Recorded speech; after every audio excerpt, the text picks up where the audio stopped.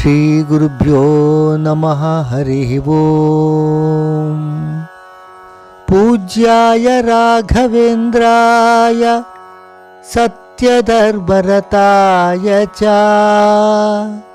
ಭಜತಾಂ ಕಲ್ಪವೃಕ್ಷಾಯ ನಮತಾಂ ಕಾಮಧೇನವೇ. ಆಪಾದಮೌಲಿಪರ್ಯಂతం ಗುರುನಾಮಾಕೃತಿಂ ಸ್ಮರೇತ್ ತೇನ ವಿಘ್ನಾ ಪ್ರಣಶ್ಯಂತಿ ಸಿದ್ಧ್ಯಂತಿ ಚ ಮನೋರಥಾ. ಇತ್ತೀಚೆಗೆ ನಡೆದ ಒಂದು ಘಟನೆ. ಒಬ್ಬ ಉದ್ದಟತನದ ವ್ಯಕ್ತಿ ಇದ್ದ. ಆಡಂಬರದ ಮತ್ತು ಆಧುನಿಕ ಯುಗದ ನಾಸ್ತಿಕತನ್ಯದ ವ್ಯಕ್ತಿ ಅಂತ ಹೇಳ್ಬೋದು. ನಾನು ಮಾಡಿದರೆ ಏನು ಬೇಕಾದರೂ ಮಾಡಬಹುದು, ನನ್ನ ವಿದ್ಯೆಯಿಂದ ಇಷ್ಟನಾದರೂ ಗಳಿಸಬಹುದು, ದೇವರು ಇಲ್ಲ, ರಾಯರು ಇಲ್ಲ, ದುಡ್ಡು ಕೊಟ್ಟು ಅರ್ಚನೆಗೆ ಇದ್ದ ತಕ್ಷಣ ಖರ್ಚಾಗಿದ್ದು ನಮ್ದಷ್ಟೇ, ದೇವರು ಬಂದು ನನಗೆ ತಿಳಿಸಿಲ್ಲ ಅಂತ ಹೀಗೆ ವಿಚಿತ್ರವಾಗಿ ಮಾತಾಡಿಕೊಂಡು ಅವ್ರ ಸ್ನೇಹಿತರ ಜೊತೆ ವ್ಯವಹಾರ ಮಾಡ್ತಾ ಇದ್ದ. ಆತನ ಸ್ನೇಹಿತರಾದರೂ ಅವನ ದಾಸರಾಗಿದ್ದರು. ಕಾರಣ ಎಲ್ಲ ಖರ್ಚು ಅವನಿಂದಲೇ ನಡೀತಿತ್ತು. ಶ್ರೀಮಂತ ವ್ಯಕ್ತಿ. ಹೇಗೋ ಮಂತ್ರಾಲಯಕ್ಕೆ ಕರ್ಕೊಂಡೋದ್ರಂತೆ ಅವನ್ನ. ಆದರೆ ತುಂಬ ಫ್ಯಾಷನ್ಫುಲ್ಲಾಗಿ ಎಂಜಾಯ್ ಥರ ಸ್ನಾನ ಮಾಡ್ದ. ಎಲ್ಲಿ? ತುಂಗಭದ್ರಾ ನದಿನಲ್ಲಿ. ಸ್ನೇಹಿತರು ಇರೋದರಲ್ಲಿ ಉತ್ತಮರು. ನೋಡು, ಶ್ರೀ ರಾಘವೇಂದ್ರ ಸ್ವಾಮಿಗಳು ಮಹಾಮಹಿಮರು. ಅವರಿರುವ ಸ್ಥಳದಲ್ಲಿ ಭಯಭಕ್ತಿ ಎಲ್ಲ ಇರಬೇಕು. ಸುಮ್ಮನೆ ನಿನ್ನ ಸಿಟಿ ಮಾತು, ಸಿಟಿ ಅಟ್ರಾಕ್ಷನ್ ಬಿಟ್ಟು ಒಂದು ದಿನವಾದರೂ ನಾವು ಹೇಳಿದಂತೆ ಕೇಳೋದ್ರು ಕೂಡ ತಲೆಗೆ ಹಾಕಿಕೊಳ್ಳಲಿಲ್ಲ ಅವನು, ಆ ನಾಸ್ತಿಕ ವ್ಯಕ್ತಿ. ಅದರಲ್ಲೂ ಚಾಲೆಂಜ್ ಬೇಕಾದ್ರೆ ಮಾಡ್ದ. ನೀವಿಷ್ಟು ಹೇಳ್ತೀರಲ್ಲ ನೋಡಿ, ನಾನು ಶೂಸ್ ಹಾಕ್ಕೊಂಡೇ ಮಹಾದ್ವಾರದ ಬಾಗಿಲಿಗೆ ಒಳಗಡೆ ಎಂಟ್ರಿ ಆಗ್ತೀನಿ, ಅದು ಯಾರು ತಡೀತಾರ ನೋಡೋಣ ಅಂತ ಸವಾಲು ಹಾಕ್ತಿದ್ದ. ಧಮಕಿ ಹಾಕಿದ ಒಂದು ರೀತಿಯಲ್ಲಿ. ಮಂತ್ರಾಲಯದಲ್ಲಿ ನಡೀತಾ ಇದೆ ಇವೆಲ್ಲ. ಎಷ್ಟು ಹೇಳಿದ್ರು ಕೂಡ ಕೇಳಲಿಲ್ಲ. ನೋಡಪ್ಪ, ನೀನು ಬರಬೇಡ, ರೂಮ್ನಲ್ಲಿ ಇರು, ನಾವು ಹೋಗಿ ದರ್ಶನ ಮಾಡ್ಕೊಂಡು ಬರ್ತೇವೆ ಅಂತ ಬುದ್ಧಿ ಹೇಳಿದ್ರು ಕೂಡ ಕೇಳಲಿಲ್ಲ. ನೀವು ನನಗೇನು ಹೇಳ್ಬೇಡಿ, ನಾನು ಹೇಳಿದ್ದೇ ಸರಿ ಅಂತ ಇನಿಷಿಯೇಟ್ ಮಾಡಿಕೊಂಡು ನದಿಯಿಂದ ಮಠದವರೆಗೂ ಶೂಸ್ ಹಾಕ್ಕೊಂಡು ಒಳಗಡೆ ಒಳ್ಳೆ ಕಾಲ್ಚೀಲ ಹಾಕ್ಕೊಂಡು ಬರ್ತಾ ಇದ್ದಾಗ ಆ ನದಿ ಮಧ್ಯದಲ್ಲಿ ಒಂದು ಕಲ್ಲು ಎಡವಿ ಬಿದ್ದಿನಂತೆ. ಒಳಗಡೆ ಬೆರಳಿಗೆ ಏಟಾಯಿತು, ರಕ್ತ ಬರ್ತಿತ್ತು ಒಳಗಡೆನೆ. ಆವಾಗ ಅವನ ಸ್ನೇಹಿತರು ಹೇಳ್ತಿದ್ರು, ನೋಡು, ನೀನು ರಾಯರ ಹತ್ರ ಹೋಗಿ ದ್ವಾರದ ಬಾಗಿಲಿಗೆ ಶೂಸ್ ಹಾಕೊಂಡು ಹೋಗ್ತೀನಿ ಅಂದಾಗಲೇ ನಿನಗೆ ಎಡವಟ್ಟಾಗಿದೆ, ಭಾಳ ಹುಷಾರು ಅಂತ ಹೇಳಿದ್ರು ಕೂಡ ಕೇಳಲಿಲ್ಲ. ಇಷ್ಟಾದರೂ ಕೂಡ ಆ ನಾಸ್ತಿಕನಿಗೆ ಅರ್ಥವಾಗಲಿಲ್ಲ. ಹಠದಿಂದ ಅಲ್ಲೂ ಕೂಡ ಯೋಚಿಸಿದ್ದೇ ಆ ದುಷ್ಟ ನಗುವಿನಿಂದ ಮಠದ ಹತ್ರ ಬಂದರಂತೆ. ಎಷ್ಟು ಹೇಳಿದ್ರು ಕೂಡ ಆ ಸ್ನೇಹಿತರು ತಡೆದ್ರು ಕೂಡ ಅವರ ಕೈನ ಜಾಡಿಸ್ಕೊಂಡು ಬಿಡಿಸ್ಕೊಂಡು ನುಗ್ಗಿ ಶೂಸ್ ಸಮೇತ ದ್ವಾರ ಬಾಗಿಲಿನವರೆಗೂ ಬಂದು ಇನ್ನೇನು ಶೂಸ್ ಹಾಕ್ಕೊಂಡು ಒಂದು ಕಾಲನ್ನು ಎತ್ತಿ ಒಳಗಿಡಬೇಕು ಅಂತ ಕಾಲೆತ್ತಿದಾಗ ಶೂಸ್ ಒಳಗಡೆ ಸಾಕ್ಸಿದೆ, ಗಟ್ಟಿ ಸಾಕ್ಸು, ಏನೋ ಬಲವಾಗಿ ಕುಟುಕಿದಂತಾಯಿತು, ಚೇಳು ಕಚ್ಚಿದಾಗಿ. ಯಾವ ರೀತಿ ಆಯಿತು ಅಂದರೆ ಜೋರಾಗಿ ಕಿರ್ಚ್ಕೊಂಡಂತೆ. ಅಯ್ಯೋ ಅಂತ ಕಿರ್ಚ್ಕೊಂಡು ಆ ಒಂದು ಕಾಲು ದ್ವಾರದ ಬಾಗಿಲು ಒಳಗಡೆ ಇರಬೇಕಲ್ಲ, ಹಾಗೆ ಹಿಂದಕ್ಕೆ ಬಿದ್ದಿನಂತೆ. ದ್ವಾರದ ಬಾಗಿಲು ಒಳಗಡೆ ಬಿದ್ದಿಲ್ಲ, ಹಿಂದೆ. ಸ್ನೇಹಿತರು ಓಡೋಡಿ ಅಲ್ಲಿ ನೋಡ್ತಾ ಇದ್ದಾರಂತೆ. ಒಂದು ಹಸಿರು ಬಣ್ಣದ ಚೇಳು ದ್ವಾರ ಬಾಗಿಲಿನಿಂದ ಕೆಳಗೆ ಹರ್ಕೊಂಡು ಹೋಗ್ತಾ ಇತ್ತು. ಅಷ್ಟೇ ಕಂಡಿದ್ದವರು. ಆದರೆ ಇವನ್ನ ಎತ್ಕೊಂಡು ಶೂಸ್ ಬಿಚ್ಚಿ ನೋಡ್ತಾ ಇದ್ದಾರೆ. ಒಳಗಡೆ ಏನೂ ಇಲ್ಲ, ಕಚ್ಚಿದ ಆ ಮಾರ್ಕು ಕಾಣ್ತಾ ಇಲ್ಲ. ಆದರೆ ಉರಿ ಉರಿ ಉರಿ ಉರಿಯಿಂದ ಅವನು ಒದ್ಲಾಡ್ತಾ ಇದ್ದಾನೆ. ಹಾಗೆ ಗಟ್ಟಿಯಾದ, ಅದು ಬೇರೆ ಆ ಶೂಸು ಆ ಸಾಕ್ಸು ತುಂಬ ಗಟ್ಟಿದ್ದೆ. ನಾಸ್ತಿಕನಿಗೆ ವೇದನೆ ಮಾತ್ರ ಪ್ರಾಣ ಹೋಗುವಷ್ಟು ಆಗ್ತಾ ಇತ್ತಂತೆ. ಕೊನೆಗೆ ಅಲ್ಲಿದ್ದವರೆಲ್ಲ ಬುದ್ಧಿ ಹೇಳಿದಂತೆ ಬೈದ್ರಂತೆ. ಆ ವೇಳೆಗಾಗಲೇ ನಾಸ್ತಿಕ ವ್ಯಕ್ತಿ ಎಷ್ಟು ಆ ಒಂದು ಕ್ಷಣದಲ್ಲಿ ಮನಸ್ಸು ಪರಿವರ್ತನೆ ಯಾವ ರೀತಿ ಆಯ್ತು ನೋಡಿ. ನಾಸ್ತಿಕ ಹತ್ರ ಹೋಗಿ ಆಸ್ತಿಕನಾಗಿ ಸ್ನೇಹಿತರೊಡನೆ ಹೇಳಿದಂತೆ, ನದಿ ಕರ್ಕೊಂಡೋಗಿ ನನ್ನಂತ ಸ್ನಾನ ಮಾಡಿ ಆ ಒಂದು ಶೂಸು ಪ್ಯಾಂಟು ಶರ್ಟೆಲ್ಲ ಕಳಚಿ ಪಂಚೆ ಉಟ್ಕೊಂಡು ಶ್ರೀರಾಯರ ದರ್ಶನಕ್ಕೆ ಬಂದನಂತೆ. ಅಲ್ಲಿರುವ ಸಿಬ್ಬಂದಿ ಜೊತೆ ಇವೆಲ್ಲ ಹೇಳಿದಾಗ ಅವರು ಆ ಊರನ್ನೆಲ್ಲ ಕರ್ಕೊಂಡು ಸ್ವಾಮಿಗಳ ಹತ್ರ ಹೋದರಂತೆ. ಅವ್ರ ಮುಂದೆ ಹೇಳ್ಕೊಂಡ್ರು. ಸ್ವಾಮಿಗಳವರಿಗೆ ಬುದ್ಧಿವಾದ ಹೇಳಿದರು, ನೀತಿಪಾಠ. ರಾಯರನ್ನು ಚೆನ್ನಾಗಿ ನೆನೀರಪ್ಪ, ನೀವು ಹುಡುಗರು, ನಮಗೋಸ್ಕರನೇ ಅವರು ದೇವತೆಗಳು ಇಲ್ಲಿ ಬಂದು ನೆಲೆಸಿದ್ದಾರೆ. ನಿಮಗೆ ಯಾಕೆ ಇಂಥ ದುರ್ಬುದ್ಧಿ? ದೇವರಂದರೆ ಕಣ್ಣು ಕಾಣೋದಿಲ್ಲ ಅಷ್ಟೇ, ಎಲ್ಲ ನಡೀತಿರೋದೆಲ್ಲ ಅವನಿಂದಲೇ ಅಂತ ಬುದ್ಧಿ ಹೇಳಿ ತೀರ್ಥ ಮಂತ್ರಾಕ್ಷತೆ ಕೊಟ್ಟು ಕಳಿಸಿದ್ದಂತೆ. ಇದಲ್ಲವೇ ರಾಯರ ಮಹಾ ಪವಾಡ. ಈ ಭಕ್ತರ ಪವಾಡಗಳನ್ನೆಲ್ಲ ಅಲ್ಲಿ ಒಂದು ಮಂತ್ರಾಲಯ ಮಂದಿರ ಅಂತ ಒಂದು ಬುಕ್ಕು ಪ್ರಿಂಟ್ ಮಾಡಿ ಎಲ್ಲ ಹಂಚ್ತಾ ಇದ್ರು. ನಾನು ಹೋಗಿದ್ದಾಗ ಈ ಬುಕ್ ಸಿಕ್ತು, ಅಲ್ಲೋ ಕೇಳಿದಾಗ ಈ ವಿಚಾರ ಎಲ್ಲ ತಿಳಿತು ನನಗೆ. ನಿಮ್ಮ ಮುಂದೆ ಹಂಚ್ಕೊಂಡೆ ಅಷ್ಟೆ. ಮಂತ್ರಾಲಯ ಲಕ್ಷಾಂತರ ವರ್ಷದಿಂದ ಹಿಂದಿನಿಂದ ಆದರೂ ಕೂಡ ಮಂಚಾಲೆ ಅಂತ ಗ್ರಾಮ ಅಷ್ಟೇ ಅದು. ಮಂತ್ರಾಲಯದ ಅಂಬಿಕೆ ಅಲ್ಲಿ ನೆಲೆಸಿದ್ದಾರೆ ಮಂಚಾಲಮ್ಮನಾಗಿ. ಆದರೆ ಶ್ರೀ ರಾಘವೇಂದ್ರ ಸ್ವಾಮಿಗಳವರ ದಿವ್ಯ ಸನ್ನಿಧಾನದಿಂದ ಮಂತ್ರಪೂರಿತವಾದ ಆ ದಿವ್ಯ ಕ್ಷೇತ್ರ ಇಂದು ಮಂತ್ರಾಲಯ ಆಗಿದೆ. ಮಂತ್ರದ ಆಲಯವಾದರೂ ಕೂಡ ಇಂದಿನ ಭಕ್ತಿ ಈಗ ಕಾಣ್ತಾ ಇಲ್ಲ. ಏಕೆಂದರೆ ತುಂಬ ಜನ ಅಂತೇಳ್ತೀವಿ ಬಿಟ್ಟರೆ ಭಕ್ತರು ಅಂತ ಹೇಳೋದು ಬಹಳ ಕಡಿಮೆ. ಹಾಗಾಗಿದೆ ಮಂತ್ರಾಲಯದ ಸ್ಥಿತಿ. ರಾಘವೇಂದ್ರ ಸ್ವಾಮಿಗಳವರು ಮಾತ್ರ ಹಿಂದೆ ಆಗಿದ್ದಾರೋ, ಕೃತಯುಗದಿಂದ ಬಂದಂತಹ ರಾಯರು ಇವತ್ತು ಕೂಡ ಹಾಗೆ ಇದ್ದಾರೆ. ಆದರೆ ನಮ್ಮಲ್ಲಿ ಬಹಳ ವಿಭಿನ್ನತೆ ತೋರುತ್ತದೆ.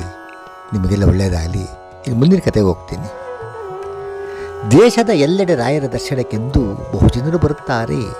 ಆದರೆ ಎಲ್ಲರಿಗೂ ರಾಯರ ದರ್ಶನವಾಗುವುದು ಕಠಿಣ. ಕೆಲವರು ನಾವು ಪ್ರತಿ ವರ್ಷ ತಪ್ಪದೆ ಮಂತ್ರಾಲಯಕ್ಕೆ ಹೋಗುತ್ತೇವೆಂದು ಹೇಳಿ ಹೋಗ್ತಾ ಇರ್ತಾರೆ.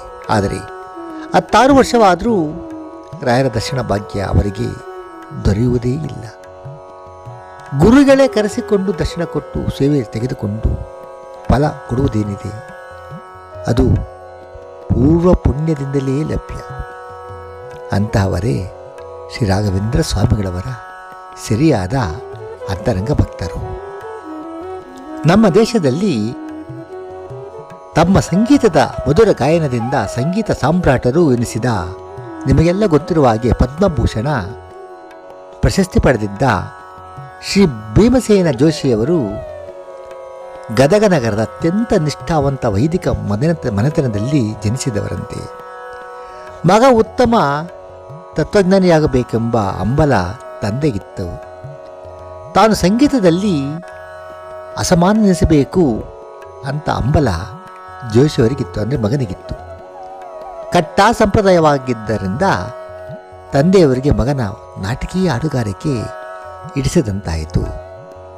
ತಂದೆಯ ಉಪಟಳ ತಾಳಲಾರದೆ ಜೋಶಿಯವರು ಪುಣೆಯ ಸವಾಯಿ ಗಂಧರ್ವರ ಬಳಿ ಓಡಿಬಂದು ತಮ್ಮ ಅಭಿಲಾಷೆಯಂತೆ ಸಂಗೀತದ ತಾಲೀಮು ಪ್ರಾರಂಭಿಸಿದರಂತೆ. ಗುರುಗಳು ಓದಲೆಲ್ಲ ಹಿಂಬಾಲಿಸಿ ಅಸಮ ಶಿಷ್ಯನೆನಿಸಿಕೊಂಡರೂ ಕಾರಣಾಂತರದಿಂದ ಸವಾಯಿ ಗಂಧರ್ವರು ಸಿಟ್ಟುಕೊಂಡು ಹೊರಟು ಹೋಗೆಂದು ಶಿಷ್ಯನಾದ ಜೋಶಿಯವರನ್ನು ದಬ್ಬಿದ್ರಂತೆ. 4 ರಾಗಗಳನ್ನು ಮಾತ್ರ ಕಲಿತಿದ್ದ ಜೋಶಿಯವರು ಇನ್ನು ಮನೆಗಂತೂ ಹೋಗುವಂತಿಲ್ಲ, ಏನು ಮಾಡುವುದೆಂದು ತುಂಬ ಚಿಂತೆಗೀಡಾದರಂತೆ.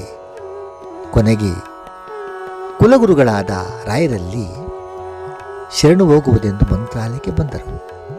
ಗುರುರಾಜರೇ, ನೀವೇ ಸರ್ವವಿದ್ಯಾ ಪ್ರವೀಣರು, ನನಗೆ ಗಾನವಿದ್ಯೆಯ ಗುರುಗಳಾಗಿರಿ ಎಂದು ಪ್ರಾರ್ಥಿಸಿ ಸೇವೆ ಪ್ರಾರಂಭಿಸಿದರಂತೆ.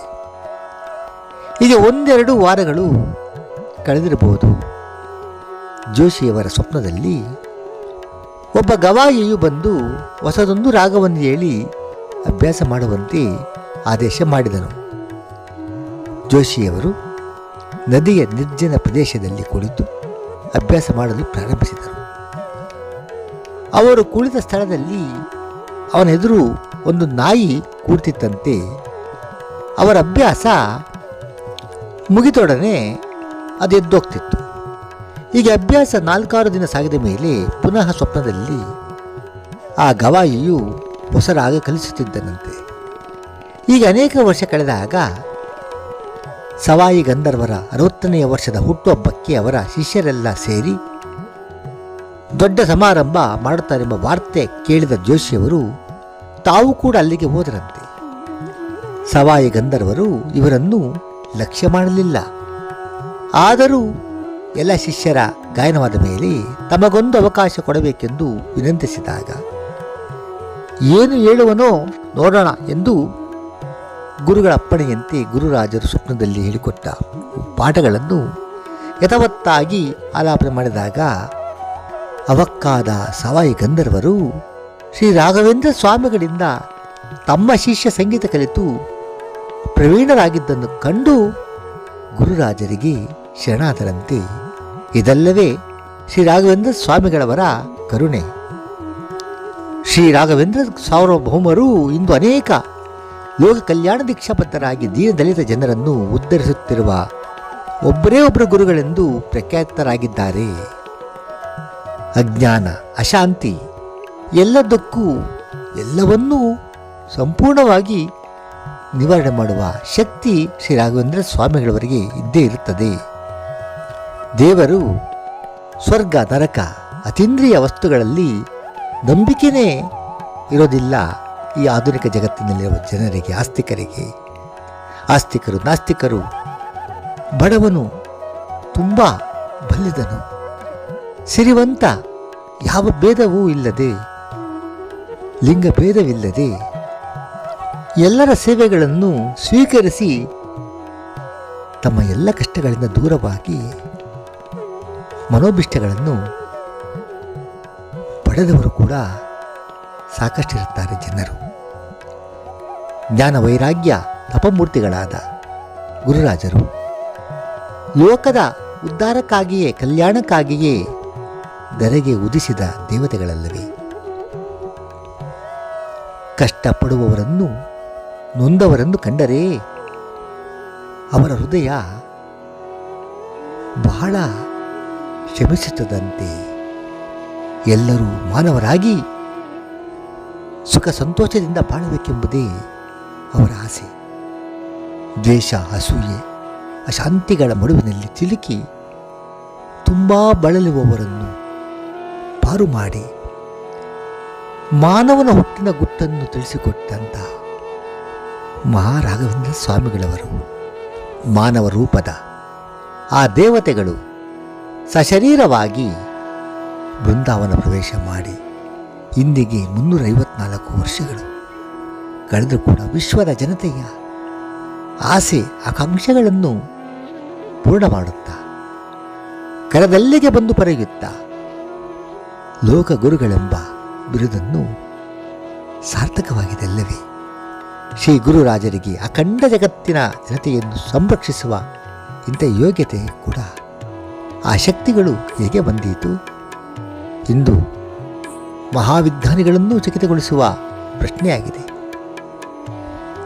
ಅಪ್ಪಣಾಚಾರ್ಯ ಹೇಳ್ತಾರೆ ಒಂದು ಗುರುಸ್ತೋತ್ರದಲ್ಲಿ, ಶ್ರೀ ರಾಘವೇಂದ್ರೋ ಹರಿಪಾದ ಕಂಜ ನಿಷೇವಣಾನಬ್ಧ ಸಮಸ್ತ ಸಂಪತ್ತು. ಇಂದಿಯ ಅರಸನ ಸುಂದರ ಚರಣಾವಿಂದಗಳ ಚಂದದ ಸೇವನೆಯಿಂದ ಶ್ರೀ ರಾಘವೇಂದ್ರ ಗುರುಚಂದ್ರಮರು ವಸುಂಧರೆಯ ಜನಸಂದೂಹದ ನಿಖಿಲ ವಾಂಛಿತಾರ್ಥಗಳನ್ನು, ಸಾತ್ವಿಕ ಸಂಪದವನ್ನು ಹೊಂದಿದವರು. ಇಂತಹ ಅಸದೃಶ್ಯ ಸಂಪತ್ತು ಸಾಮರ್ಥ್ಯಗಳು ಅವರಿಗೆ ಶ್ರೀ ಮಂತ್ರಾಲಯ ಪ್ರಭುಗಳಾಗಿ ಅವತರಿಸಿದ್ದಾಗ ಮಾತ್ರ ಲಭಿಸಿದ್ದಲ್ಲ. ಆ ಥರ ತಿಳ್ಕೋಬಾರ್ದು. ಅವರು ಯುಗ ಯುಗಾಂತರದಿಂದ ಈ ಪುಣ್ಯವನ್ನು ಸಂಪಾದಿಸಿದ್ದಾರೆ. ಯಾಕೇಳಿ, ಕೃತಯುಗದಲ್ಲಿ ಪ್ರಹ್ಲಾದರಲ್ಲವೇ. ಶ್ರೀ ಗುರುರಾಜರು ತಮ್ಮ ಹಿಂದಿನ ಎಲ್ಲ ಅವತಾರಗಳಲ್ಲಿಯೂ ಕೂಡ ಸಾತ್ವಿಕ ನಿಷ್ಕಾಮ ಭಕ್ತಿಯಿಂದ ಭಗವಂತನನ್ನು ಆರಾಧಿಸಿ ಅವನ ಭಕ್ತಾಗ್ರಣಿಗಳೆನಿಸಿ ಭಗವಂತನ ಪರಮ ಪ್ರೀತಿಗೆ ಪಾತ್ರರಾಗಿ ಅನನ್ಯ ಸಾಧ್ಯವಾದ ಶ್ರೇಷ್ಠ ವರಗಳನ್ನು ಪಡೆದು ಶ್ರೇಷ್ಠವಾದ ವರಗಳನ್ನು ಪಡೆದು ತನ್ಮೂಲಕ ಅದ್ಭುತ ಶಕ್ತಿ ಸಂಪತ್ತುಗಳನ್ನು ಗಳಿಸಿ ಅವೆಲ್ಲವನ್ನು ಕೂಡ ಲೋಕ ಕಲ್ಯಾಣಕ್ಕಾಗಿಯೇ ವ್ಯಯಿಸುತ್ತಿದ್ದಾರೆ. ಸಾಮಾನ್ಯ ಮಾನವದಿಂದ ಮಾಡಲಾಗದ ಅಸಾಧ್ಯ ಕಾರ್ಯಗಳನ್ನೆಸಗುವ ಅವರು ಮಾನವರಿಗೆ ಉತ್ತಮರ ಮಾತ್ರವಲ್ಲ, ಶ್ರೇಷ್ಠ ದೇವತೆಗಳು. ಶ್ರೀಹರಿಯ ಸಂಕಲ್ಪದಂತೆ ಜಗತ್ತಿನ ಕಲ್ಯಾಣಕ್ಕಾಗಿ ಅವತರಿಸಿದ ಅವರು ಸತ್ಯಲೋಕದಲ್ಲಿ ಬ್ರಹ್ಮದೇವರ ಸೇವೆಯಲ್ಲಿದ್ದ ಶಂಕುಕರ್ಣ ಎಂಬ ಕರ್ಮದ ದೇವತೆಗಳು ಮುಂದೆ ಪ್ರಹ್ಲಾದ ರಾಜರಾಗಿ, ಬಾಲೀಕ ರಾಜರಾಗಿ, ಶ್ರೀ ವ್ಯಾಸರಾಜರಾಗಿ ಅವತರಿಸಿ ಇಂದು ಕಲಿಯುಗದ ಕಾಮಧೇನು ಶ್ರೀ ಮಂತ್ರಾಲಯದಲ್ಲಿ ತಪಸ್ಸು ಮಾಡುತ್ತಿದ್ದರೂ ಕೂಡ ಒಂದಾರು ಜನ ವೃಂದಾವನರಾಗಿ ಅನಂತ ಬೃಂದಾವನ ಅಂತರ್ಗತರಾಗಿ ರಾಜಿಸುತ್ತಾ ಜಾತಿಯಾಗಲಿ ಮತವಾಗಲಿ ಪಂಥ ದೇಶ ಭಾಷೆ ವಯಸ್ಸು ಶ್ರೀತನ ಬಡತನ ಅಕ್ಷರಸ್ಥ ಅನಕ್ಷರಸ್ಥ ಎಂಬ ಭೇದವೆಣಿಸದೆ ಶರಣಾಗತರಾಗಿ ಸೇವಿಸಿದವರಿಗೆ ಶರಣದ ಬಂದಾರ ಶ್ರೀ ರಾಘವೇಂದ್ರ ಸ್ವಾಮಿಗಳರಲ್ಲವೇ. ಶ್ರೀ ರಾಘವೇಂದ್ರ ಗುರುಗಳಾಗಿ ಅವತರಿಸಿದಾಗ ಸುಮಾರು 50 ವರ್ಷಗಳ ಕಾಲ ವೇದಾಂತ ಸಾಮ್ರಾಜ್ಯ ಸಿಂಹಾಸನದಲ್ಲಿ ಮಂಡಿಸಿದಾಗ ಅನಂತರ ಸಶರೀರವಾಗಿ ಬೃಂದಾವನ ಪ್ರವೇಶ ಮಾಡಿದ ಕಳೆದ 100 ವರ್ಷಗಳಲ್ಲಿ ಅವರು ಆಶ್ರಿತರಾದ ಭಕ್ತ ಜನರಲ್ಲಿ ಮಾಡಿರುವ ಕಾರುಣ್ಯ, ಬೀರಿರುವ ದಯೆ, ತೋರುತ್ತಿರುವ ವಾತ್ಸಲ್ಯ ಅನುಕಂಪಗಳು ಇಂದು ಪ್ರತಿಯೊಬ್ಬ ಭಕ್ತನ ಅನುಭವಕ್ಕೂ ಬಂದಂತಹ ಬರುತ್ತಿರುವ ವಿಷಯವಾಗಿದೆ ಅಲ್ಲವೇ. ಅವರು ಪೀಠಾಧಿಪತ್ಯ ಕಾಲದಲ್ಲಿ ರಾಘವೇಂದ್ರ ಸ್ವಾಮಿಗಳವರನ್ನು ಯಾವ ರೀತಿ ನೆನೆಯಬೇಕು ಎಂಬುದನ್ನು ನಾನು ನಿಮಗೆ ತಿಳಿಸಿಕೊಡ್ತಾ ಇದ್ದೇನೆ ಅಷ್ಟೇ.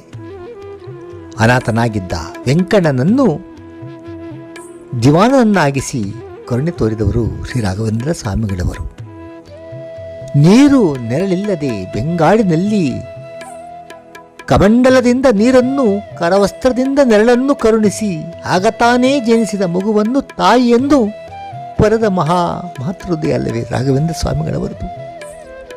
ತಾಮ್ರಪರ್ಣಿ ತೀರದಲ್ಲಿ ಸಮಾಜದಿಂದ ಬಹಿಷ್ಕೃತನಾಗಿದ್ದ ವಿಪ್ರನೊಬ್ಬ ರಾಯರಿಗೆ ಶರಣು ಬರಲು ಪ್ರಾಯಶ್ಚಿತ್ತ ಮಾಡಿಸಿ ಶಂಕೋದಕ ಪ್ರೋಕ್ಷಣದಿಂದ ಅವನನ್ನು ಶುದ್ಧಗೊಳಿಸಿ ಪತಿತ ಪಾವನರೆಂಬ ಖ್ಯಾತಿ ಪಡೆದವರು ನಮ್ಮ ಶ್ರೀ ರಾಘವೇಂದ್ರ ಸ್ವಾಮಿಗಳವರು.